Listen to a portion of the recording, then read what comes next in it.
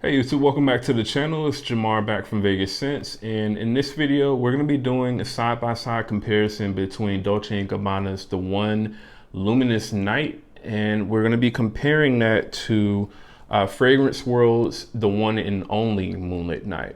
So if you've been eyeing this fragrance for a while on different websites and you're wanting to know, whether or not this is actually worth it to pick up over like the really hard to find Luminous Night by Dolce & Gabbana, then definitely stick around throughout the whole video on this one and see what I have to say.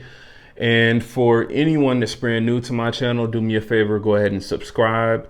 Also, anyone watching, do me a favor, go ahead and leave a like and a comment on the video to help the channel grow. All right. So when it comes to this particular scent profile, just in general, the Luminous Night scent profile, I do actually, from what I've smelled really out of both of these, I think I can say that I prefer this over the Dolce & Gabbana, the One EDP. All right. And I love the One EDP, but I think there's just something about this that's a little bit more interesting. And what I can also say is, the performance with one of these is, significantly better, I would say, than what I get with the One EDP. All right. So pretty much, let's first go over the notes on this fragrance. So for the Luminous Night by Dolce & Gabbana, the top notes are going to be black pepper, basil, and bergamot. In the mid, you have dates, geranium, and sage. And then in the base notes, you have amber, incense, and sandalwood. So when you first spray these fragrances on, you are greeted with a blast of mainly, I would say, black pepper and basil, at least in the original from Dolce & Gabbana. And then it sort of has like a freshness in the background from the bergamot. All right. Now, those are definitely, in my opinion, stronger in the Dolce & Gabbana than what they are in the Fragrance World fragrance. Now, I would say the best way to experience either one of these fragrances is definitely going to be on skin, especially when it comes to the Fragrance World fragrance. For whatever reason, when I sprayed the Fragrance World fragrance on these little tester strips here, this seemed to be considerably weaker than what the Dolce & Gabbana was. It didn't really seem to project nearly as strongly as what the Dolce & Gabbana did. But then once I sprayed the two on skin, even though the Dolce & Gabbana was still slightly stronger in the opening, I would say that the Fragrance World, it was definitely a lot closer in terms of, projection and strength. Now, in the opening, I would say the Fragrance World does differ a little bit. I would say that you get a little bit more bergamot than what you do like black pepper and basil. I would say this is going to be a little bit more bergamot and basil heavy and not necessarily on the black pepper. Whereas I think the original Dolce & Gabbana fragrance is more so sort of black pepper and basil heavy, and it kind of has the bergamot like in the background. Now, once you start to, get into like the mid and the dry down, once that starts to happen, I would say that's where this fragrance does actually shine a lot, the Fragrance World fragrance. So just overall, I would say pretty much from like, I would say the mid all the way through like the far dry down until it, pretty much is, a dead scent. The Fragrance World fragrance is actually going to be, much stronger, at least on my skin anyway, than what the Dolce & Gabbana is. I would say the Dolce & Gabbana fragrance, it does seem stronger, at least probably for about like the first hour or so. But after that, I would say the Fragrance World fragrance, it sort of maintains its strength. Whereas after like an hour, hour and a half or so, the Dolce & Gabbana, it definitely starts to sort of dial down into like a really close, sort of skin scent for the most part, at least on my skin anyway. The Dolce & Gabbana, or I'm sorry, the Fragrance World fragrance, in terms of like total longevity, I'm getting like around 9 to 10 hours out of this fragrance. The Dolce & Gabbana Luminous Night, this is pretty much like around, I would say that sort of 6 hour mark, 6 to 6.5 hours, which is a lot more sort of comparable to what I would say a lot of people sort of get out of, like, for instance, the Dolce & Gabbana, the 1 EDP. Now, like I said recently, I've actually been getting pretty decent performance out of the Dolce & Gabbana, the 1 EDP. I probably get like around 7 to about 7.5 hours out of that fragrance. Whereas before, for whatever reason, like a few years ago when I owned that bottle before, that fragrance used to only last on me for probably like 4 to maybe 5 hours or so. So for whatever reason, like I said, I'm definitely getting better performance. But just in general, with this fragrance, the Fragrance World, the One and Only Moonlit Night, like I said, I'm getting about, 9 to 10 hours pretty consistently out of this one. Whereas the Dolce & Gabbana is definitely fading a lot quicker. Now, in terms of like how these are smelling, between each other, like in the mid and the dry down, I would say that the Fragrance World Moonlit Night, this one, it does have a little bit more sort of sweetness from the dates, in my opinion. It has more sweetness from that. I would say a mixture of the dates, the amber, and the sandalwood. And at least to my nose, or the way that it comes off on my skin, it kind of gives it sort of like this sort of chocolatey feel, at least on my skin anyway. Whereas I would say with the Dolce & Gabbana, I'm more so kind of getting a mixture of, seems like more so kind of like the sage, the incense, and the sandalwood is more so what I'm getting in sort of like that, kind of dry down period of the fragrance. Now, like I said, this definitely comes off as being stronger.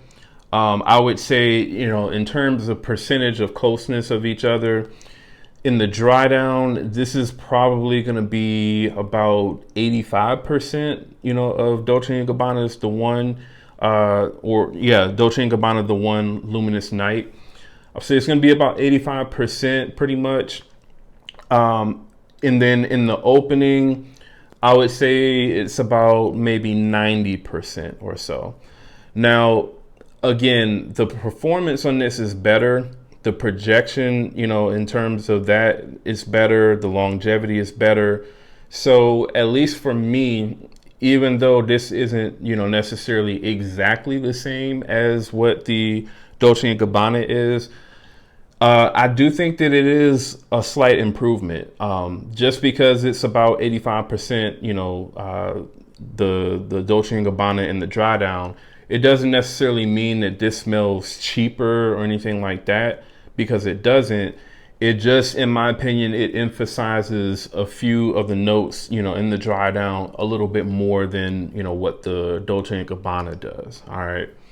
So I would say if that sounds like something that appeals to you, a slightly sort of sweeter, more ambery, maybe even slightly creamier, from that sandalwood sort of, take on the scent profile, then I think you will probably like this fragrance. At least for me, I can't see, wanting to or needing to necessarily buy the original over this fragrance, because for the most part, I think this does pretty much everything that the original does. And I would even argue that it does it better, because the projection and the longevity is definitely better, in my opinion, at least once you get into like the mid and the dry down anyway. All right. So overall, man, if I'm going to rate this, like a 1 through 10 rating or whatnot, I would have to give this a solid 8.5 out of 10. I think that this is a really great clone. And like I said, I would definitely recommend that, anyone who's looking to try to get into this particular scent profile, I would recommend just picking up this fragrance, because again, this is going to perform better, longevity wise anyway. It's going to perform better. and it pretty much gives you, I would say, the same experience for the most part that the original Dolce & Gabbana does. And I'll have links to where you can buy this fragrance, but I believe this goes for like around $45 to $50 or so. So, you know, again, I mean, this to me for that sort of price difference is worth it. Now, maybe if you're able to pick this fragrance up, the original, the Luminous Night, if you're able to pick this up from somewhere like fragrancebuy.ca, I believe they sell the fragrance for like around $90 or so. So, you know, especially if you're a collector, you know, especially of like the one series, then I think maybe it might make more sense for you to go ahead and just pick up the original to have, you know, that sort of collection of fragrances. But if you just like the way that this fragrance smells and you don't necessarily want to pay anywhere from like, you know, 100 to, I've seen it for like 170 to up to 270, I think was the highest that I've seen the original go for.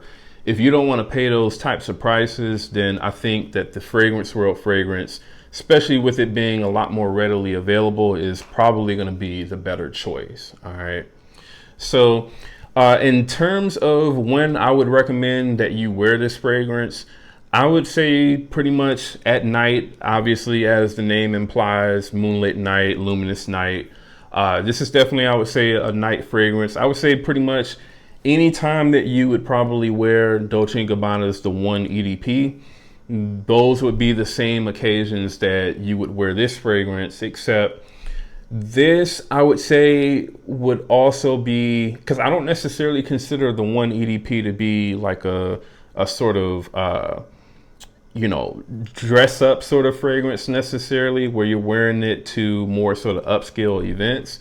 But I do think that this particular scent is more so on that sort of upper scale. So I could see this, you know, being worn with like a suit and a tie or something like that to some sort of formal event. All right.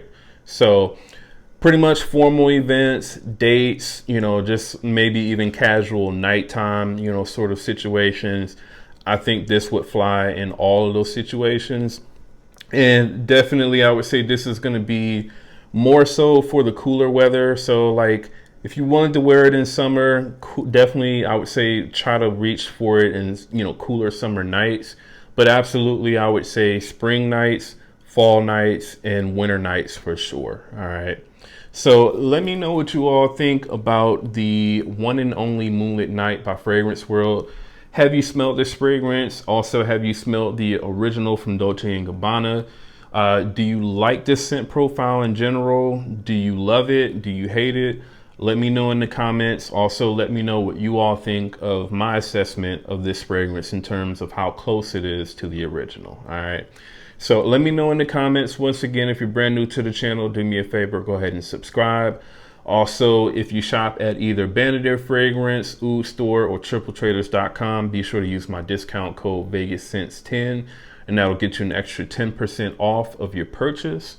And again, that's Jamar from Vegas Scents. I'll see you on the next video.